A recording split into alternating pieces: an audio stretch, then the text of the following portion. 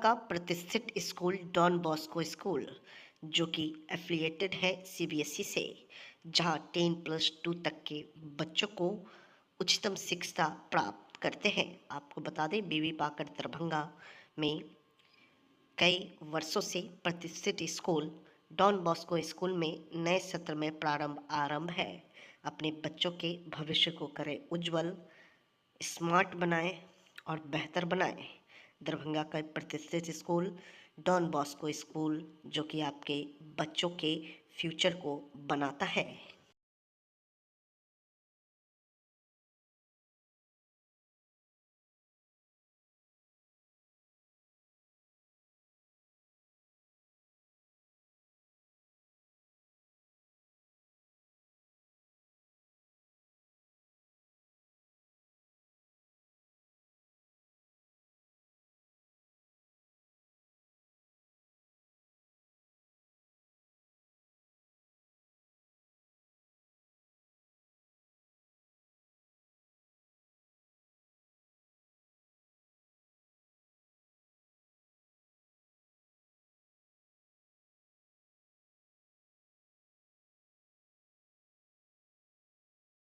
अब दरभंगा शहर में सुजुकी गाड़ी लेना हुआ आसान, शानदार माइलेज के साथ कम कीमत में आने वाली बाइक से लेकर स्कूटी के लिए मशहूर कंपनी सुजुकी एजेंसी का हुआ छोटा एक मिस नगर में ओपनिंग। जी हाँ, जापान की मशहूर कंपनी सुजुकी अब दरभंगा के लोगों के लिए किफायती दर पर बेहतरीन गाड़ी उपलब्ध करवा रही है, जहां आप भी अब बेहतरीन माइलेज के साथ नया टेक्नोलॉजी वाला बाइक और स्कूटी ले सकते हैं। खासकर कम तेल में ज्यादा माइलेज देने वाली प्रसिद्ध गाड़ी एजेंसी के ओपनिंग के शुभ अवसर पर अभी कंपनी के द्वारा विशेष ऑफर के तहत आप कम कीमत में पा सकते हैं। पता की बात करो तो Tej Shri Suzuki two wheeler showroom, छोटी एक मिस्सैद नगर। सुजुकी का भी अपना स्लोगन है और हम एज ए डीलर भी कमिट करते हैं लोगों से कि Suzuki sales, service and spare सबों में अव्वल है, रहेगा और किसी भी तरह की असुविधा कस्टमर को नहीं होगी। कस्टमर सेटिस्फैक्शन हमारा मोटो है। एज ए डीलर कमिट कर रहे हैं और ये सुजुकी का तो अपना ब्रांड है, जो विश्व में एक विश्वसनीय नाम है, जो किसी से को बताने की जरूरत नहीं कि सुजुकी क्या है। हिंदू नववर्ष प्रारंभ के मौके पर डॉक्टर शुक्ला के नेतृत्व में निकली गई भव्य बाइक शोभा यात्रा।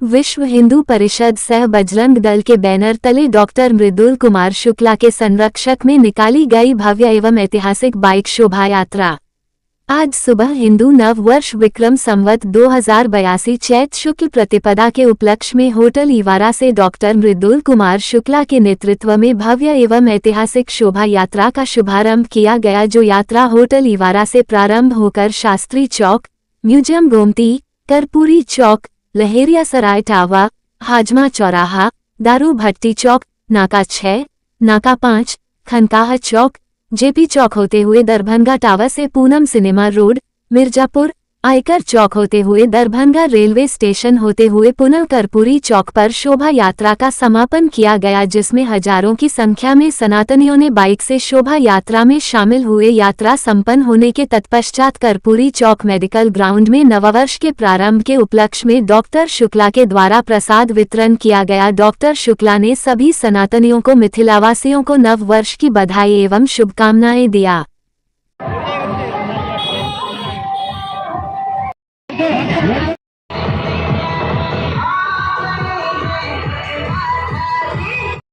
विभाग के ट्रस्ट के संरक्षक है और यह शोभा यात्रा के भी संरक्षक हैं।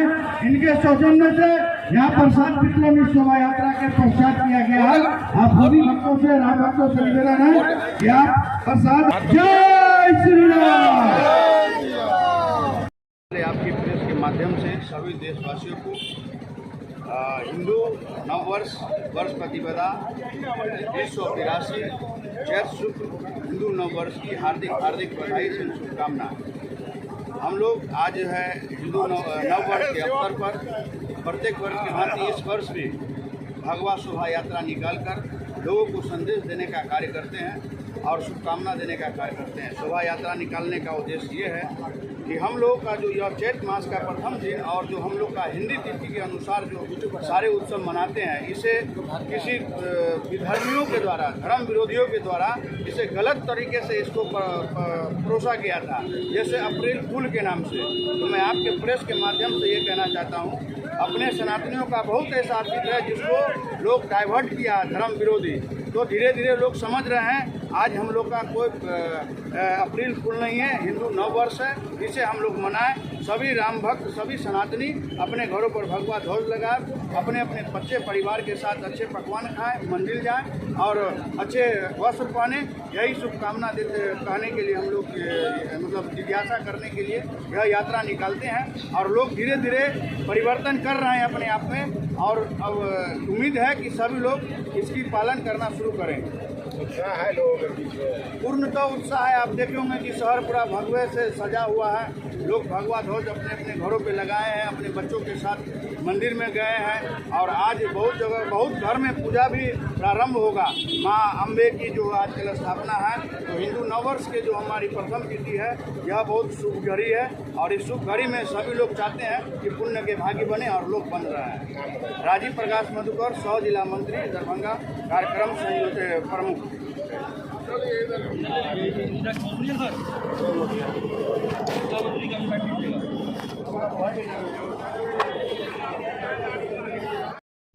विश्व हिंदू परिषद एवं संघ परिवार की ओर से यहाँ से आपको शोभा यात्रा निकाली जा रही है।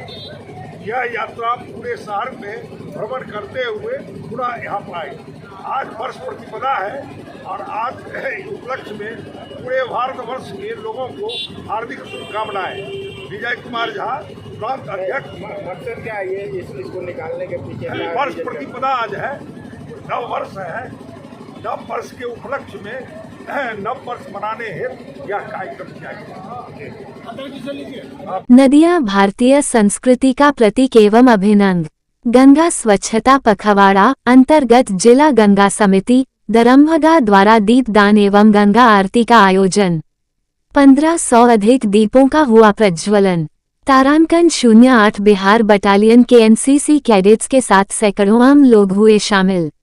दरभंगा 30 मार्च 2025। राष्ट्रीय स्वच्छ गंगा मिशन, जल शक्ति मंत्रालय, भारत सरकार, बिहार राज्य गंगा नदी संरक्षण कार्यक्रम प्रबंधन सोसाइटी तथा जिला पदाधिकारी सह अध्यक्ष, जिला गंगा समिति दरभंगा श्री राजीव रोशन के निर्देशानुसार दरभंगा क्षेत्रांतर्गत बागमती नदी के हजारीनाथ मंदिर घाट पर जिला गंगा समिति दरभंगा द्वारा गंगा स्वच्छता पखवाड़ा 2025 अंतर्गत स्वच्छता हेतु श्रमदान, दीपदान एवं गंगा आरती का आयोजन हुआ। सर्वप्रथम उपस्थित एनसीसी कैडेट्स द्वारा नगर निगम के स्वच्छता टीम के सहयोग से श्रमदान के माध्यम से घाट को स्वच्छ किया गया। नदियों के संरक्षण हेतु सकारात्मक ऊर्जा के संचार के रूप में दीपदान के माध्यम से 1500 से अधिक दीपों को प्रज्वलित कर नदी घाट रोशनी से जगमग हो उठा। तत्पश्चात भव्य गंगा आरती का आयोजन हुआ, जिसे पंडित सौरभ शास्त्री ने संचालित किया। गंगा समिति के जिला परियोजना पदाधिकारी फारूक इमाम ने कार्यक्रम को संबोधित करते हुए कहा कि नदियां भारतीय संस्कृति का प्रतीक हैं, हमारे जीवन का एक अभिन्न अंग है। नदी धार्मिक अनुष्ठानों, समारोहों और तीर्थयात्राओं के लिए पवित्र स्थल है। नदियों के किनारे ही सभ्यताएं विकसित हुई हैं। नदियों का संरक्षण मानव जीवन के लिए आवश्यक है। गंगा स्वच्छता पखवाड़ा के अंतर्गत आज का ये कार्यक्रम भी नदियों से आम लोगों का जुड़ाव बढ़ाने हेतु आयोजित किया गया है।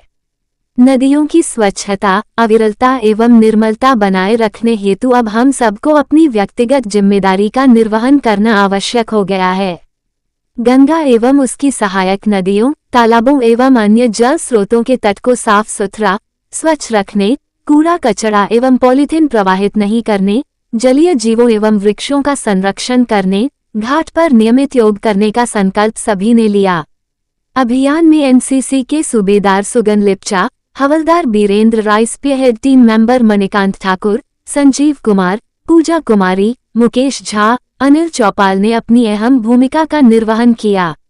साथ ही 8 बिहार बटालियन के एनसीसी कैडेट्स के साथ सैकड़ों आम लोगों ने कार्यक्रम में शामिल हुआ।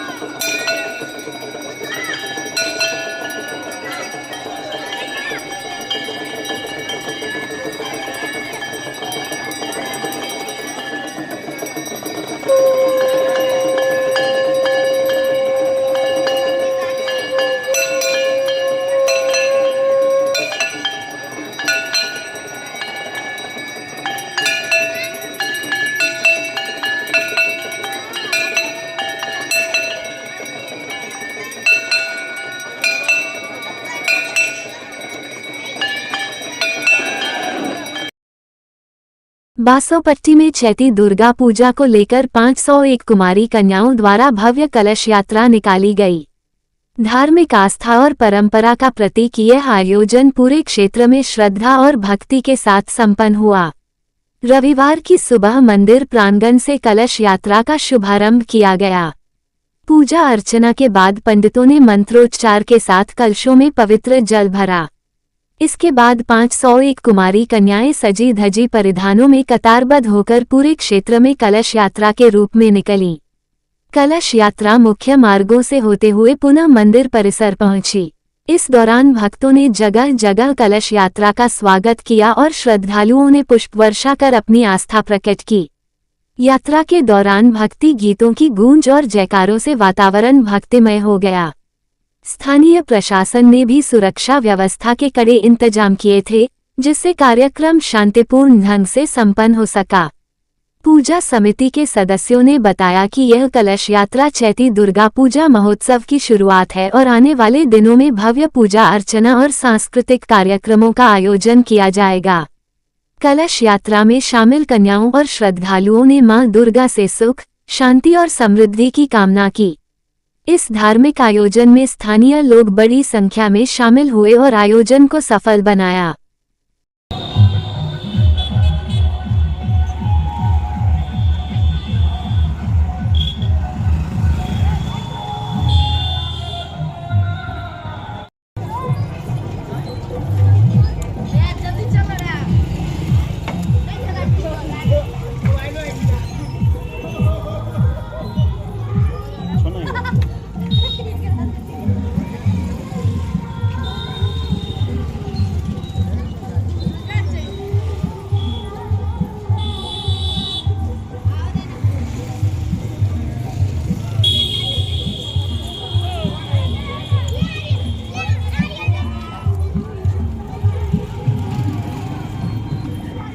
मैट्रिक परीक्षा के रिजल्ट में साक्षी ने बिहार में टॉपर बनकर नाम किया रोशन। पिता बढ़ई की बेटी बनी बिहार टॉप। गांव में जश्न का माहौल। घर पहुंचकर लोग एक दूसरे को मिठाई खिलाकर खुशियां मना रहे हैं। साक्षी और उनके माता पिता को भी बधाइयां दे रहे हैं। एनका समस्तीपुर जिले के विभूतिपुर की बेटी ने मैट्रिक परीक्षा रिजल्ट में बिहार में टॉपर बनकर पूरे बिहार समस्तीपुर सहित पूरे बिहार का नाम रोशन किया है। गांव में जश्न का माहौल है, लोग खुशियां मना रहे हैं। पूछे जाने पर साक्षी ने बताया कि 8 से 9 घंटा पढ़ाई के लिए मेहनत करती थी। पिता बाहर मिलकर बढ़ई मजदूरी का काम करते थे। मां गृहिणी है, आगे चलकर वो कोई बड़ा पद पाना चाहती है। इसकी जानकारी जैसे ही गांव के लोगों को मिली, लोगों से बधाइयां देने और मिठाइयां खिलाने पहुंचने लगे। उसके मां बाप को भी लोग बधाइयां देने लगे। बताया जाता है कि साक्षी बचपन में भी पढ़ाई को लेकर काफी अग्रसर रही है और इसकी रुचि भी रही है। वो चाहती थी कि हमेशा अच्छा स्थान मिले। उसके माँ बाप को भी बिहार टॉपर बनने पर काफी गर्व महसूस हो रहा है। लोग उसे बधाइयां देने और मिठाइयां खिलाने पहुंच रहे हैं। क्या करना है? अभी तो पहला पड़ाव है मेरा, 12th अभी अच्छे से क्लियर करना है, उसके बाद ऊंचे से ऊंचे पद को प्राप्त करने की कोशिश करनी। कोई पद निश्चित नहीं किया है, लक्ष्य निश्चित नहीं किया है? अभी हम उतना नहीं सोचे हैं, लेकिन हम देख रहे हैं, अब अच्छा सा पद प्राप्त करने की कोशिश जरूर करेंगे। IAS की तैयारी करेंगे क्या? अभी तो ऐसे सब विद्यार्थी ऐसे ही बोलते हैं, हम भी कोशिश करेंगे, आगे ही करेंगे। कहाँ से तैयारी की थी आपने?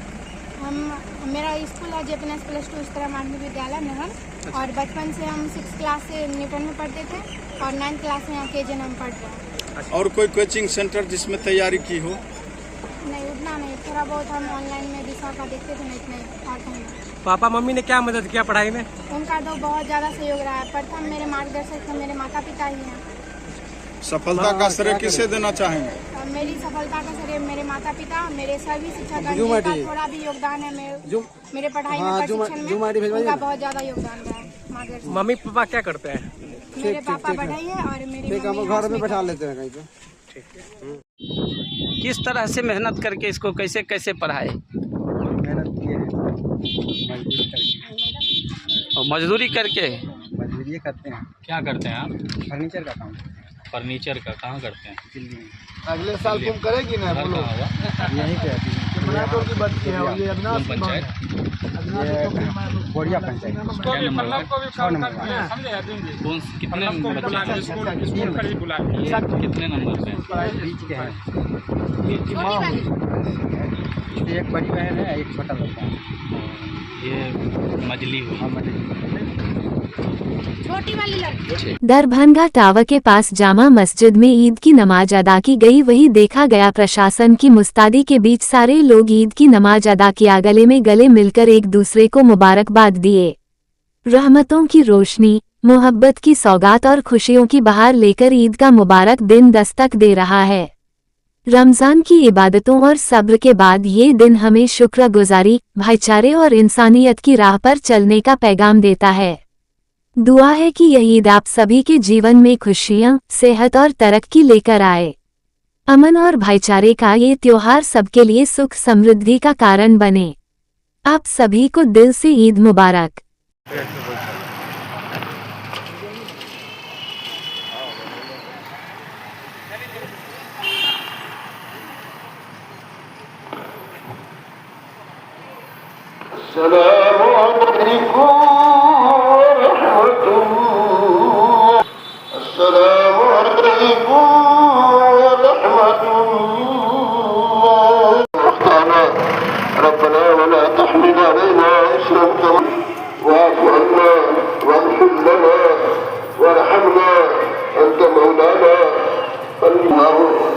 जो कमी रह गई हो हमारी तरावी में, जो कमी और खामी रह गई हो हमारी तिलावत में, जो कमी और खामी रह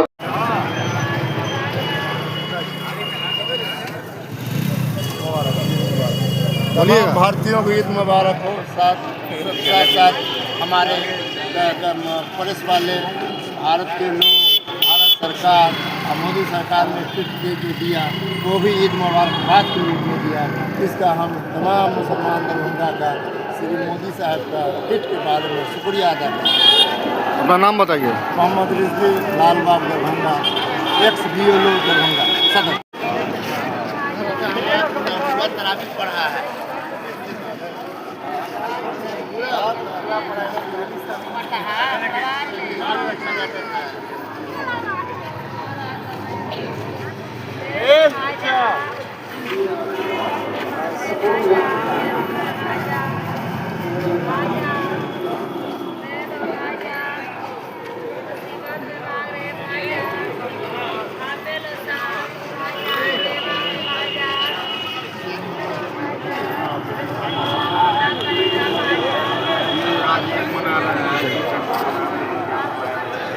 अदा की गई है, आज क्या कहेंगे? पूरा एक महीना का रमज़ान हम लोगों का गुजरा अल्लाह के फजल करम से, और आज ये ईद का दिन हम लोगों को नसीब हुआ। और इस प्रोग्राम के साथ आज लोग मनाया, इसको नमाज पढ़ी और बड़ा शांति का माहौल बना रहा। हम लोग दुआ करते हैं कि पूरे हिंदुस्तान में, हमारे मुल्क में अमन और सुकून कायम रहे और गंगा जमुना की जो तहजीब है वो कायम रहे और आप भाईचारा कायम रहे और हम लोग ईद के मौके पर मिल के एक दूसरे को मुबारक दें। और हमारी तरफ से सारे हिंदुस्तान के मुसलमानों को, दुनिया के मुसलमानों को ईद मुबारक। बहुत बहुत अपना नाम बता दीजिए। मोहम्मद अमारुल हक तमन्ना।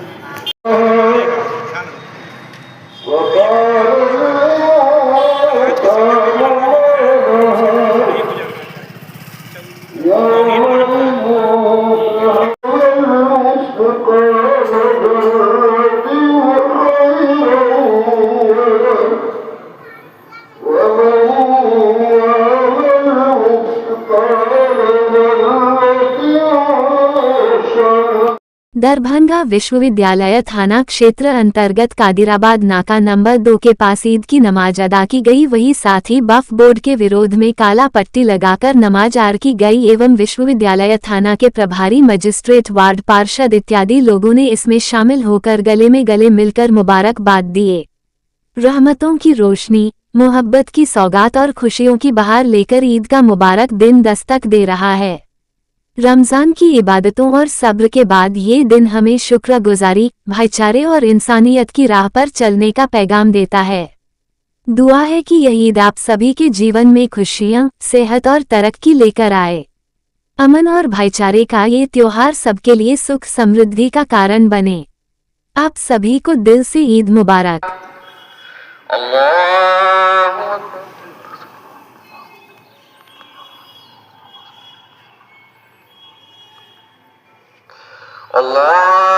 अकबर,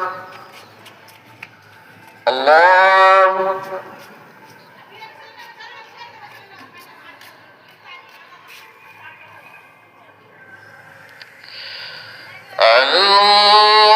अल्लाहु अकबर, अल्हम्दुलिल्लाह, अल्लाहु अकबर, अल्लाहु अकबर,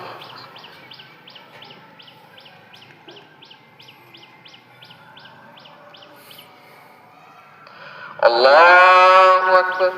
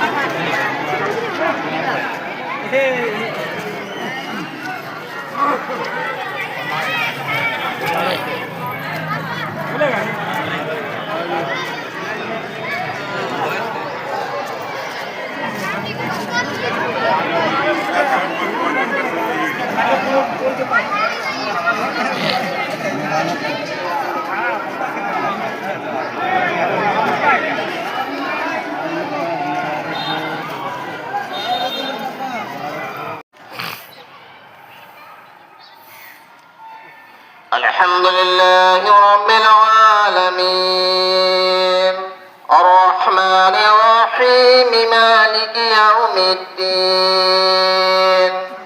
इय्याका नअबुदु व इय्याका नस्तईन, इहदिनास सिरातल मुस्तकीम।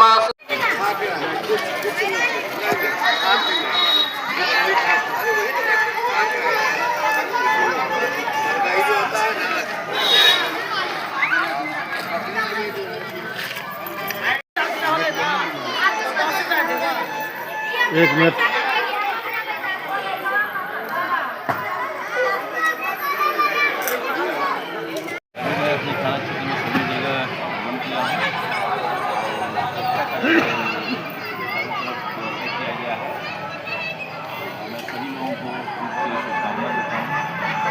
किसी प्रकार की कोई खबर की अभी तक?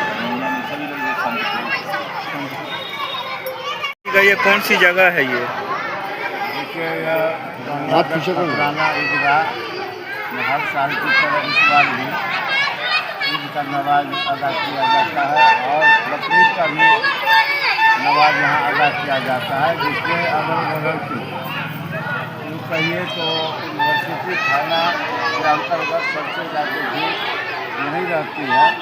और अभी नमाज अदा की जा रही है और शांतिपूर्वक जिला प्रशासन के लोग यहाँ मौजूद है। आजकल हमारे विश्वविद्यालय थानाध्यक्ष अनिल मुस्तैदी से अपने सहयोगियों के साथ हम मुस्तैद है। इतना ही नहीं, अभी पूरे इलाका से छत्र भ्रमण करके आए हैं और बहुत शांतिपूर्वक पर्व संपन्न होने जा रहा है।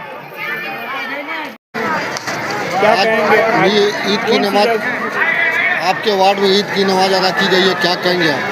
क्या कहेंगे, ये ईद शांति सद्भाव का पर्व है और यहाँ जब से हम जन्म लिए हैं, जब से हमको बोध है तब से देख रहे हैं दोनों के ईदगाह पर दूर दूर से लोग जो हैं सिद्धारा, गेहूँ, इधर आपको बेला, इधर आपको जो है तो सूतीलैंड, हमारा वार्ड जो है 7वां वार्ड 12 वार्ड, यहाँ के लोग यहाँ आके जो है ईद का नमाज जो है अदा करते हैं।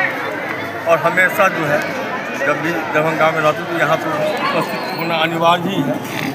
यहाँ बड़ा शांति से जो है हिंदू मुस्लिम सभी जो है मिलकर ईद का शांति सद्भाव का संदेश देते हैं।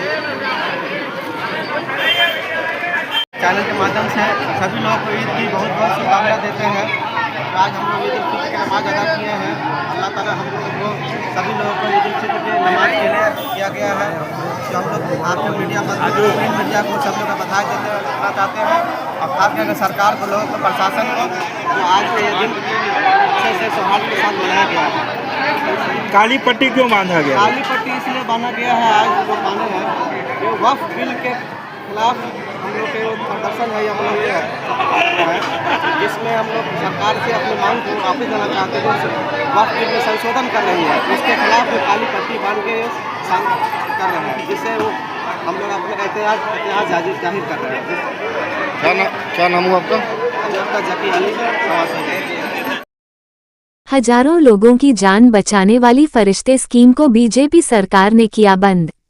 आप सरकार की फरिश्ते योजना से हजारों लोगों की जान बचाई गई, लेकिन अब बीजेपी सरकार ने इसे बंद कर दिया है। मैंने मंत्री रहते हुए भी एलजी साहब को कहा था कि उनके द्वारा लगाए गए अफसर इस योजना को बंद करना चाह रहे हैं। इसके बाद मैंने कोर्ट में अपील की और कोर्ट के दखल के बाद अफसरों ने इस योजना को बजट देना शुरू किया। पहले अपने एलजी से इस योजना को रुकवाने में नाकाम साबित हुई बीजेपी ने अब सरकार में आते ही इस योजना को बंद कर दिया है। इसके सर में एक्सीडेंट के बाद क्लॉट्स हो गए थे, फ्रैक्चर थे। पहली बार देखा तो ऐसा था जैसे वो है ही नहीं, खत्म हो गई है। 15 नवंबर से 1 दिसंबर तक मेरी बेटी हॉस्पिटल में एडमिट थी। जब भी याद आता है तो रोना आ जाता है, लेकिन अब गुड है, मेरी बेटी बहुत अच्छी है और मैं थैंक यू बोलना चाहता हूँ सब डॉक्टरों को। सारी हेल्प हमारे दिल्ली सरकार से ही मिली और शायद ये स्कीम ना चलाती तो शायद मेरी बेटी नहीं होती। भगवान ना करे ऐसा एक्सीडेंट किसी के भी साथ। जो लोग एक्सीडेंट होने पे पीड़ित को अस्पताल पहुंचाते हैं, ऐसे लोग फरिश्ते होते हैं। कल अगर आपके सामने कोई एक्सीडेंट हो, उसे नजदीक के अस्पताल में ले जाना, चाहे वो कितना ही महंगा अस्पताल क्यों ना हो, पैसे की चिंता मत करना। उसके इलाज का सारा खर्च हम उठाएंगे, दिल्ली सरकार उठाएगी। हमें हर कीमत पे हर जान बचानी है और आपसे कोई पूछताछ नहीं की जाएगी। आप भी किसी के लिए फरिश्ता बनना।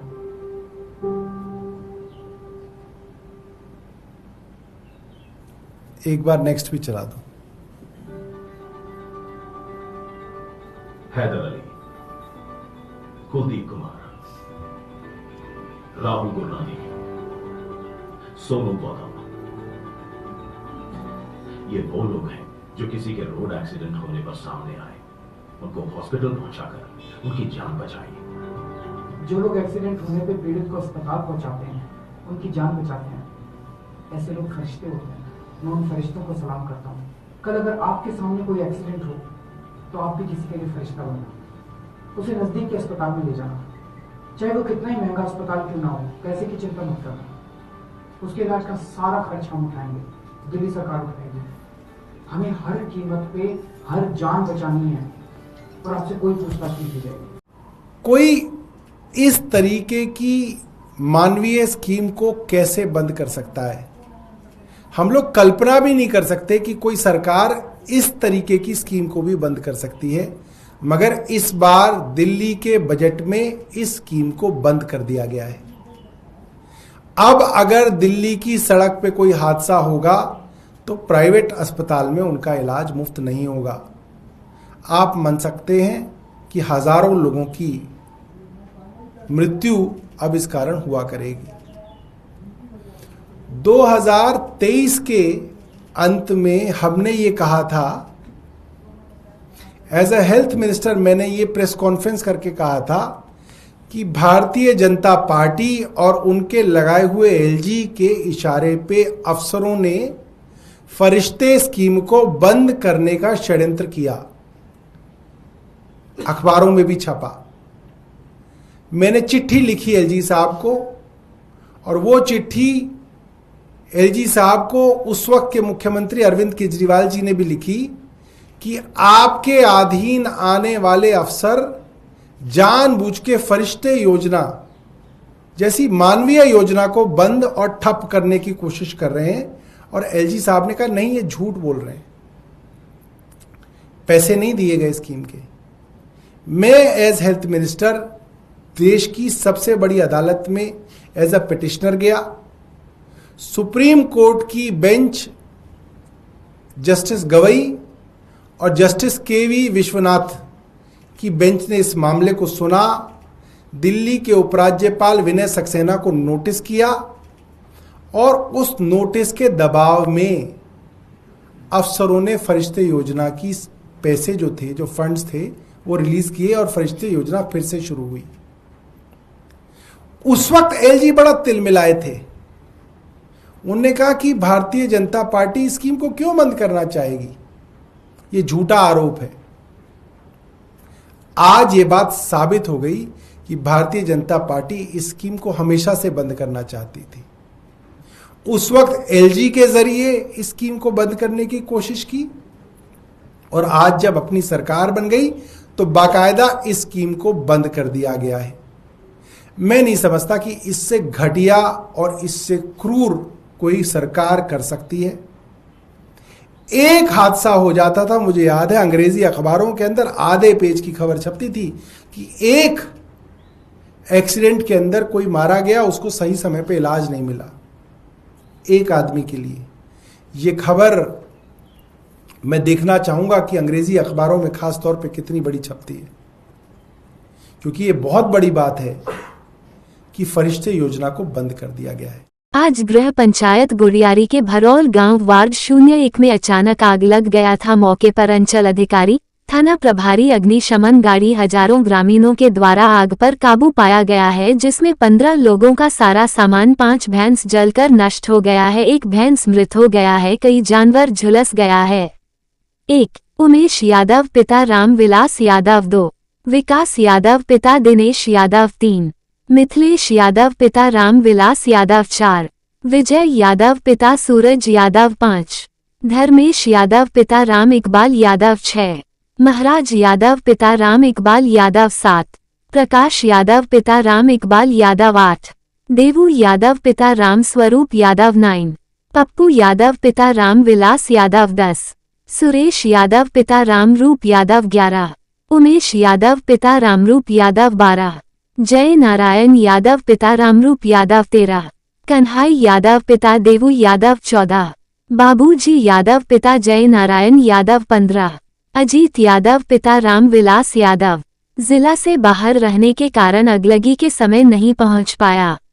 घर लौटने के बाद अंचलाधिकारी को राहत सामग्री देने हेतु आग्रह किया। ससमय अंचलाधिकारी द्वारा घटनास्थल पर पहुंच पीड़ितों को पॉलीथिन दिया। मौके पर बबलू सहनी, जिला परिषद छात्र राजद जिलाध्यक्ष राकेश राय, पंसस प्र 0 आनंद पाठक, पूर्व मुखिया लालबाबू राय, रामविलास यादव, डीलर साहिब, कैलाश यादव, दीपक यादव। जयनगर के देवधा में आदर्श युवा कमेटी के द्वारा दावत-ए-इफ्तार पार्टी का भव्य आयोजन। मधुबनी जिला के जयनगर के देवधा में आदर्श युवा कमेटी देवधा मध्य के सामाजिक कार्यकर्ता भोगेंद्र कामत, सुजीत शाह, विजय सहनी, किशोरी शाह, इमरान शेख, दीपू दास के द्वारा दावत-ए-इफ्तार पार्टी का आयोजन किया गया। इस मौके पर पूर्व प्रत्याशी सह राजद नेता ब्रिज किशोर यादव, राजद के प्रदेश महासचिव श्री नारायण महतो, जिला महासचिव गंगा चौधरी, मुखिया प्रतिनिधि जामुन चौधरी, मोहम्मद मस्तान, मोहम्मद मुबारक समेत बड़ी संख्या में रोजेदारों, जनप्रतिनिधियों सहित अन्य लोग ने दावत-ए-इफ्तार में शामिल होकर सदियों से कायम गंगा जमुना तहजीब की मिसाल कायम की। इफ्तार पार्टी में सामाजिक सौहार्द और भाईचारे का अद्भुत नजारा देखने को मिला। सभी ने सामूहिक रूप से रोजा खोलकर एक दूसरे के प्रति सम्मान और सहयोग की भावना व्यक्त की। पूर्व विधायक प्रत्याशी सह राजद नेता ब्रज किशोर यादव ने कहा कि इफ्तार पार्टी समाज की आपसी भाईचारा, एकता एवं सौहार्द का संदेश देता है। उन्होंने कहा कि एकता एवं सौहार्द हमारे देश, राज्य व गढ़वा की खूबसूरती है। अपने यहाँ गंगा जमुनी तहजीब का मिसाल देखने को मिलता है। हम सभी धर्मों के लोग आपस में मिलजुल कर एक दूसरे का पर्व त्योहार मनाते हैं। कार्यक्रम के अंत में पूर्व विधायक प्रत्याशी सह राजद नेता ब्रज किशोर यादव ने सभी को रमजान की मुबारकबाद दी और समाज में शांति व एकता बनाए रखने की अपील की। पहले रमजान का जो यह पवित्र महीना है, उसके अवसर पर हम समस्त खजौली विधानसभा क्षेत्र के तमाम वासियों को, साथ साथ देवधा वासियों को हम अपनी ओर से मुबारकबाद देते हैं और यही कहना चाहते हैं कि आज आदर्श युवा कमेटी के तत्वाधान में जो दावत-ए-इफ्तार का आयोजन किया गया है, जिसमें आदर्श युवा कमेटी के द्वारा मुख्य अतिथि हमारे गरीबों के मान सम्मान हमारे बड़े भाई ब्रज किशोर यादव जी हैं मुख्य अतिथि के रूप में। इनको भी मैं अपने तरफ से शुक्रिया अदा करना चाहता हूँ। साथ साथ आज आदर्श युवा कमेटी के द्वारा साबित कर दिया गया है कि यही तो गंगा जमुना की तहजीब है। सारे लोग, सारे समुदाय के लोग हम इस दावत-ए-इफ्तार में आए हैं और अपनी एकता का मिसाल कायम किए हैं। मैं आदर्श युवा कमेटी को कहना चाहता हूं कि दाद देती है गर्दिशे दौरा, दाद देती है गर्दिशे दौरा, जिंदगी एहतराम करती है। आदर्श युवा कमेटी जब मौत से टकराते हैं तो मौत झुककर भी सलाम करती है। दरभंगा में रविवार की शाम ईद का चांद नजर आया। सोमवार को ईदगाहों से लेकर मस्जिदों और भी दूसरे जगह में ईद की नमाज अदा की जाएगी। पूरे देश के साथ साथ दरभंगा में भी 31 मार्च 2025 सोमवार को ईद मनाया जाएगा और ईद की नमाज अदा करने को लेकर तैयारी हुई। पूरी ईदगाहों से लेकर मस्जिदों तक में चल रही थी तैयारी। जैसे ही लोगों ने ईद का चांद देखा, एक दूसरे को गले मिलकर ईद का मुबारकबाद दिया और कहा ईद मुबारक हो। क्या बूढ़े, क्या जवान, क्या बच्चे, सभी में ईद मनाने को लेकर खुशियां देखी गई। ईद मनाने को लेकर लोगों के चेहरा काफी खिल उठा। रमजान उल मुबारक महीना का 29 रोज मुकम्मल होने के बाद आज रविवार की शाम ईद का चांद नजर आ गया और चांद नजर आते ही माहे रमजान रुखसत हो गया और अब लोग ईद मनाने की तैयारी में जुट गए हैं। लोगों में ईद मनाने को लेकर, ईद की नमाज अदा करने को लेकर काफी खुशी देखी जा रही है। ईद का चांद और ईद पर्व को लेकर लोगों में कितनी खुशियां हैं। कई लोगों से हमने बात किया, उन लोगों की बातों को भी हम सुन रहे हैं। 31 मार्च सोमवार को ईद का नमाज अदा किया जाएगा। ईद का नमाज का क्या कुछ समय है, अलग अलग जगहों की ईद के नमाज के बारे में हम आपको कहां कितने टाइम में ईद की नमाज होगी उसकी जानकारी दे रहे हैं। शाही मस्जिद किलाघाट में सुबह 8 बजे ईद की नमाज अदा होगी। बाकरगंज जामा मस्जिद लहेरी आसराय 8 बजे, इस्माइलगंज ईदगाह 7:15 बजे, कटकी बाजार जामा मस्जिद टावा 7:15, मिर्जा खान तालाब ईदगाह बेता 7:45, छोटी काजीपुरा जामा मस्जिद 6:30, शाही मस्जिद मुफ्ती मोहल्ला 8 बजे, मौलागंज मस्जिद 8 बजे, खान देहोरी मस्जिद फैजुल्लाह खां 7:30, खानकाह चौक मस्जिद 8 बजे, लाल बाग मस्जिद 8 बजे, नूरानी जामा मस्जिद दोनार 8:30, मुल्ला हलीम खां मस्जिद 7:30। ख्वाजा सराय ईदगाह पहली जमात 6:30। ख्वाजा सराय ईदगाह दूसरी जमात 7:30। जमालपुरा मस्जिद 7:30। अल्लापट्टी मस्जिद 7:45। रहमखा मस्जिद -7:45। मिर्गिया साचक मिल्लत कॉलेज मैदान 7 बजे। बीबी विलायत मस्जिद 7:30। नूरे इलाही मस्जिद फैजुल्ला खा 7:45। बाउली मौलागंज मस्जिद 8 बजे। पुरानी मुंसफी मस्जिद 7:30। चकजोरा मस्जिद 7 बजे। मिर्शिकार टोला जामा मस्जिद 8 बजे। बीबी जाहिदा मस्जिद फैजुल्लाह खान 8 बजे। कैदराबाद ईदगाह नाका 2 7:30। एकमी घाट ईदगाह 8 बजे। मस्जिद यासीन शिवधारा 7:30। थाने वाली मस्जिद किलाघाट 7.30। नूर मस्जिद मिल्लत कॉलेज 7.00। मुगलपुरा मस्जिद 8.00। भीका शाह सैलानी मस्जिद 8 बजे। मिर्जापुर जेठियाही मस्जिद 8:15। ओलिया मस्जिद बेला 8 बजे। डी बिशनपुर मस्जिद 8 बजे। झगड़वा मस्जिद 9 बजे। शाही मस्जिद अली नगर 7:30। चंदन पट्टी ईदगाह 7:15। खानकाहे साबरिया आशापुर 7 बजे। बहेरा ईदगाह 7:45। बसुहाम ईदगाह 8 बजे। साबरी मस्जिद बेनीपुर 8 बजे। भगवतपुर मस्जिद 7 बजे। नूरी जामा मस्जिद बस्तावरा 7:30। ननौरा जमा मस्जिद 8 बजे। मदरसा मुफ्ताउल कुरान बहादुरपुर 8 बजे। बरहियता मस्जिद 8 बजे। मस्जिद अक्सा नैना घाट 8:15। छोटी मस्जिद डी लाही 8 बजे। शिशो जामा मस्जिद 7 बजे। निमेठी ईदगाह 7:30। करकौली जामा मस्जिद 8 बजे। पैठान कबाई ईदगाह 7:30। नूरी जामा मस्जिद बसौली 8 बजे। नूरी मस्जिद बांसडी 8:30। मदीना मस्जिद आशापुर टावर 7.45। जामा मस्जिद आशापुर गांव 7.30। लोहनी ईदगाह 8.00। बस्तवारा ईदगाह 7.30। गंगवारा मस्जिद 8.00। बड़ पोखर ईदगाह दिदियार 7.30। हमने कुछ लोगों से बात किया ईद का चांद और ईद के त्योहार को लेकर लोगों ने क्या कुछ कहा, उनकी बातों को हम सुन रहे हैं।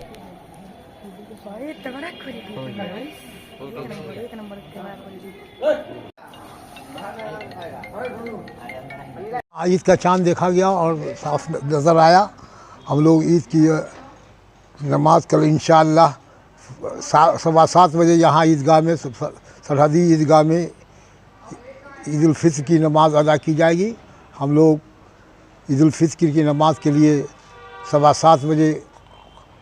किस तरह से क्या कुछ तैयारी आप लोग? हाँ, हम लोग ने पूरा ईद के लिए पूरी नमाज कपड़ा वगैरह ये वो सब तैयार कर लिया है और ईद उल फित्र की नमाज़ पढ़ने कल 7:15 बजे हम लोग सरहदी ईदगाह इस्माइलगंज की मस्जिद ईदगाह में जाएंगे, ईद की नमाज अदा करेंगे। उसके बाद ईद नमाज के बाद लोग ज़्यादातर लोग अपने अपने मरहूम के कब्रिस्तान पर जाते हैं। उसके बाद दुआ होती है। ईद के बाद तमाम हिंदुस्तान के अमन शांति के लिए दुआ होती है। हम लोग ईद की नमाज में दुआ भी करते हैं। तब हिंदुस्तान के अमन व शांति में यहाँ देश की तरक्की के लिए भी दुआ होती है। हाल होती है। ईद नमाज तरावी के बाद ईदगाह मस्जिद में भी हुआ करती है हमेशा। हाँ, ईद की चाँद देखने के बाद बहुत खास होती है। साल में एक मरतबा ईद उल फित्र का नमाज अदा होता है। आज कितना रोज़ा हुआ? आज हम लोग का 29 रोज़ा हुआ। यानी 29 रोज़ा ही इस मरतबा? हाँ, इस मरतबा 29 रोज़ा मुकम्मल हुआ। कल हम लोग ईद की नमाज अदा करेंगे। जी, अपना नाम बता दें। मोहम्मद साबिर हुसैन खान। जो है ईद का चांद आप लोगों ने देखा है? जी माशाल्लाह, आज 29 की चांद हो गई है। ईद की सब लोग तैयारी कर रहे हैं माशाल्लाह। आज बहुत ही अच्छे से हम लोग खुशी मना रहे हैं ईद की त्यौहार को लेकर। कितनी खुशी है चांद देखने के बाद आप लोगों को? इसका अंदाज़ा नहीं लगा सकते हैं। अल्लाह का रहम करम होता है इस रमज़ान महीना में, जो सारे लोग पूरा 29 रोज़ा रख के ही और ईद की तैयारी करते हैं। उनके दिल में ही सारी खुशियाँ रहती हैं। कुरान की तिलावत रहती है, नमाज की इबादत रहती है। माशाल्लाह सब लोगों के दिल में बहुत सारी खुशियाँ होती है ईद के त्यौहार को लेकर। कितना रोजा आज मुकम्मल हुआ? हम लोग को 29 रोज़ा मुकम्मल हो गई है। यानी 29 का चांद हो गया। जी 29 का चांद हो गई है। कल इंशाल्लाह ईद उल फितर की नमाज कल इस्माइल गंज मस्जिद के ईदगाह में अदा की जाएगी। चांद आपने देखा, कैसा लगा, कैसा चांद था? जी बारीक चांद है जी, बिल्कुल 29 की चांद है ना। हम लोग को बहुत खुशी मिली चांद को देखकर और इंशाल्लाह कल ईद की नमाज मोहल्ला इस्माइल गंज ईदगाह के दायरे में की जाएगी। क्या नाम हुआ आपका? मेरा नाम मोहम्मद तसव्वुर आलम हुआ उर्फ गुड्डू। अमित शाह के बिहार दौरे पर पीके का तंज, बोले अभी से चुनाव तक मोदी और अमित शाह को बिहार ही दिखेगा। इन्हें बताना चाहिए कि बिहार के विकास के लिए केंद्र सरकार ने क्या किया है। कटिहार जन सुराज के सूत्रधार प्रशांत किशोर जन सुराज उद्घोष यात्रा के तहत एक दिवसीय दौरे पर कटिहार पहुंचे। कटिहार में एक प्रेस कॉन्फ्रेंस के दौरान प्रशांत किशोर ने केंद्रीय गृह मंत्री अमित शाह के बिहार दौरे पर तंज कसते हुए कहा कि बिहार में चुनाव है, इसलिए नवंबर तक अमित शाह और मोदी जी का सिर्फ बिहार प्रेम ही दिखेगा। अब चुनाव तक हर केंद्रीय योजना का शिलान्यास बिहार से होगा, किसान सम्मान निधि का पैसा भी बिहार से भेजा जाएगा। अब चुनाव तक बिहार का गौरवशाली इतिहास ही दिखेगा, लेकिन मोदी जी का ये प्रेम सिर्फ चुनाव तक ही दिखेगा। मोदी और शाह सिर्फ वहीं कैंप करते हैं जहां चुनाव होते हैं। अभी बिहार में चुनाव है, इसलिए बिहार उसके बाद मोदी शाह का बंगाल और तमिलनाडु के प्रति प्रेम दिखेगा। इसके साथ ही अमित शाह जी को बताना चाहिए कि केंद्र सरकार ने बिहार के विकास के लिए क्या किया है। अमित शाह जी को बताना चाहिए कि पिछले 11 वर्षों में एनडीए सरकार ने बिहार में कितनी फैक्ट्रियां लगाई हैं। तारांकन पीके ने सड़क पर नमाज पढ़ने को लेकर योगी पर किया हमला, बोले यूपी और बिहार में फर्क है। योगी जी की पूरी राजनीति ही हिंदू मुस्लिम ध्रुवीकरण पर चलती है। हमारी कामना है कि बिहार यूपी न बने। प्रशांत किशोर ने बिहार के पड़ोसी राज्य उत्तर प्रदेश में चल रही ध्रुवीकरण की राजनीति के लिए यूपी के मुख्यमंत्री योगी आदित्यनाथ को जिम्मेदार ठहराया और कहा कि योगी जी की पूरी राजनीति हिंदू मुस्लिम ध्रुवीकरण पर चलती है। उनकी पूरी सरकार मुसलमानों को डराने और हिंदुओं को लड़ाने के विचार पर चलती है। प्रशांत किशोर ने कहा कि यूपी और बिहार में फर्क है। बिहार में हिंदू और मुस्लिम दोनों समुदाय के लोग लंबे समय से मिलजुल कर रहते आ रहे हैं, इसलिए बिहार में हिंदू मुस्लिम ध्रुवीकरण की राजनीति के लिए कोई जगह नहीं है। यहाँ कुछ लोग धर्म के नाम पर मुसलमानों को डरा सकते हैं, लेकिन यहाँ के इतिहास में कभी हिंदू मुस्लिम ध्रुवीकरण नहीं हुआ और हमारी कामना है कि भविष्य में इसकी कोई संभावना न रहे और बिहार यूपी न बने। कहाँ पर राजनीति हो रही है? सड़क पर नमाज उत्तर प्रदेश में हो रही है। हम लोग कटिहार में बैठे हैं। उत्तर प्रदेश में किस तरह की सरकार है, योगी जी किस तरह की सरकार चलाते हैं, वो उनकी पूरी राजनीति ही हिंदू मुस्लिम के आधार पर है। योगी जी की सरकार ही इसी पर चलती है कि मुसलमानों को डराओ, हिंदुओं को लड़ाओ। तो स्वाभाविक है कि ये तो काम करेंगे ही करेंगे, इसमें नई बात क्या है। लेकिन उत्तर प्रदेश और बिहार में फर्क है और यहाँ पर ये चीज़ कभी स्वीकार्य नहीं हो सकती है। यहाँ पर लंबे समय से हिंदू मुसलमान साथ में रहते आए हैं और मैं नहीं समझता हूं कि यूपी की तरह बिहार में पोलराइजेशन धर्म के आधार पर किया जा सकता है। यहाँ सिर्फ धर्म के नाम पर कुछ लोग मुसलमानों को डरा सकते हैं, लेकिन यहाँ पर हिंदू मुस्लिम पोलराइजेशन यहाँ के इतिहास में, यहाँ की जमीन में अभी तक नहीं रहा है और हम लोग की कामना है, ऐसी इच्छा है कि आगे भी न रहे, बिहार बिहार बना रहे, यूपी न बने। जिला मुजफ्फरपुर गांव बिशनपुर केसे का बच्चा बिछड़कर उत्तर प्रदेश का गोरखपुर के सड़क पर भटक रहे को उनके माता पिता से समाजसेवी त्रिभुवन कुमार जटाशंकर कुमार जीएम हेमंत यादव ने मिलाया। समाजसेवी त्रिभुवन कुमार ने कहा, दिनांक 29 मार्च 25 लगभग दोपहर का 1 बजे उत्तर प्रदेश गोरखपुर से मेरे चाहने वाले जटाशंकर कुमार का कॉल आया और बताया बिहार का एक बच्चा सड़क पर भटक रहा है। तुरंत उस बच्चे से वीडियो कॉन्फ्रेंस के माध्यम से वार्ता किया तो गांव का नाम बताया, विशनपुर केसे थाना मीनापुर प्रखंड कांटी जिला मुजफ्फरपुर। पूरा डिटेल लेने के उपरांत मित्र जटाशंकर कुमार जी से आग्रह किया बच्चे को सुरक्षित स्थान पर रखे, खाना कपड़ा सहित सुविधा उपलब्ध कराए। मैं संबंधित थाना से बात करता हूं। तुरंत मीनापुर थाना प्रभारी से दूरभाष पर संपर्क कर पूरी जानकारी दिए। थाना के माध्यम से स्थानीय समाजसेवी व युवा राजद प्रदेश महासचिव विक्रांत यादव के माध्यम से बिछड़ा बच्चा रवि किशन कुमार राय का पिता बैजू राय माता तेत्री देवी से दूरभाष पर वार्ता कराया और उन्होंने कहा उनके पारिवारिक हालत दयनीय स्थिति है, बहुत गरीब परिवार से आता है, आप बच्चे को सुरक्षित रखें, हम लोग इसके परिजन को किसी भी तरह से गोरखपुर तक भेज रहे हैं। उस आलोक में हमारे मित्र जटाशंकर कुमार जीएम हेमंत यादव बच्चों को सुरक्षित जॉन होटल में रखा गया। वही जटाशंकर कुमार ने कहा आज सुबह बिछड़ा बच्चा रवि किशन राय की माता तेत्री देवी सहित साथ में 3 सदस्य गोरखपुर पहुंची। हम सभी सदस्य परिजन को होटल लेकर गए, आधार कार्ड वेरिफिकेशन किए एवं बच्चे से मिलाया। वही गम हेमंत कुमार यादव ने कहा बच्चा जिस तरह सड़क पर भटक रहा था और बिहार से इतना दूर, हमारी टीम के माध्यम से बिहार के समाज से भी त्रिभुवन कुमार जी के पास तक सूचना प्राप्त हुआ। उस आलोक में कड़ी मेहनत और संघर्ष के बाद उनके परिजनों तक ये सूचना समर्पित किया। उस आलोक में आज परिजन माता तेतर देवी, चाचा रमेश कुमार राय, रीता देवी, कविता देवी बच्चों को सकुशल गोरखपुर से मुजफ्फरपुर के लिए रवाना किया हूँ। ये संपूर्ण सार्थक प्रयास त्रिभुवन कुमार का सफल नेतृत्व का है। आप सभी बिहार व दरभंगा जिला आवाम से आग्रह है आप इनके हौसला और हिम्मत को मजबूती दे और इसी तरह समाज के अंदर अच्छे उत्कृष्ट कार्य करते रहे। हम सभी सदस्यों के तरफ से शुभकामनाएं हैं। गोरखपुर में क्या नाम है बेटा? रवि किशन। पापा का क्या नाम है? अब मम्मी का? अच्छा, और उसके बाद घर कहाँ हुआ? अच्छा, कांटी ब्लॉक पड़ता है। कांटी ब्लॉक के बिशनपुर। मोबाइल नंबर याद नहीं है मम्मी पापा का?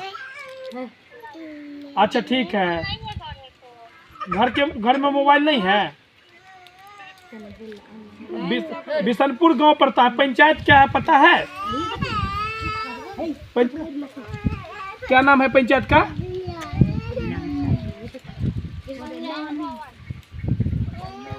तुम्हारा पूरा पंचायत का क्या नाम है?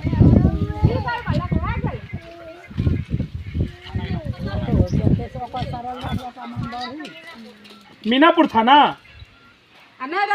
ओके ओके ठीक है, बात करवाइए उनसे।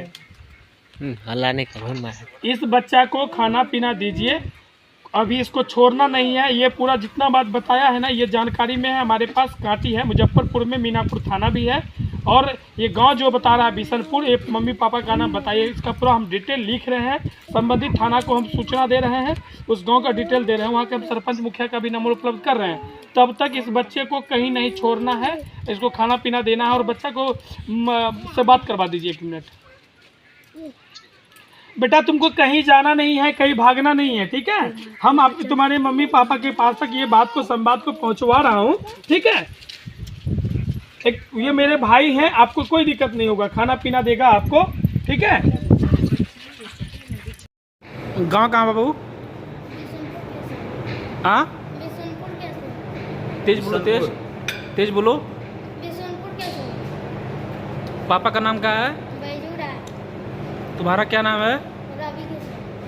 रवि किशन। मम्मी का नाम क्या है? हाँ कहाँ गांव है? और थाना का नाम क्या है? मीनापुर। जिला मुजफ्फरपुर। कैसे आए हो? कौन लेके आया था? भुतला गए। रो मत, ठीक है? घर पहुंचा जाएगा तुमको, ठीक है? हाँ टेंशन